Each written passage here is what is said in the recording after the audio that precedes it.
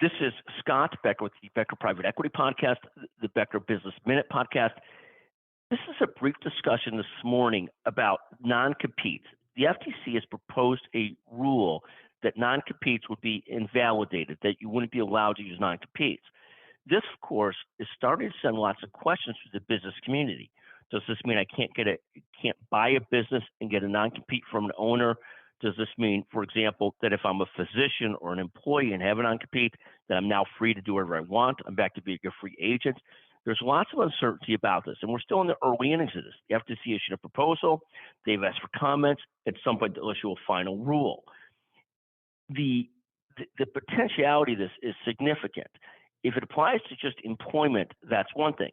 If it also applies to the acquisition of businesses, that's another thing. If it applies to the acquisition of businesses, this is likely to deflate the value of the purchase when people cannot have as much certainty as to whether they'll be able to lock up the owners and keep the owners focused on the business, or there's a potential of buying from an owner, having the owner go out and start a new business.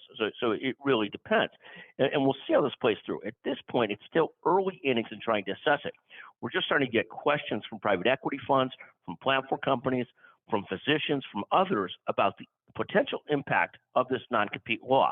We're not quite there yet because we don't yet have a final rule. And if there is a final rule, it'll certainly be challenged as to whether the FTC has the authority to issue such a rule.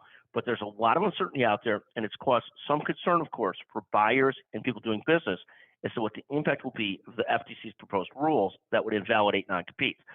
Thank you for listening to the Becker Business Minute Podcast, the Becker Private Equity Podcast. We did a separate podcast on this yesterday with Andrea Lee Lina of McGuire Woods, who can talk more about it. She spoke on both the Becker's Healthcare Podcast and the Becker Private Equity and Business Minute Podcast. Thank you for listening.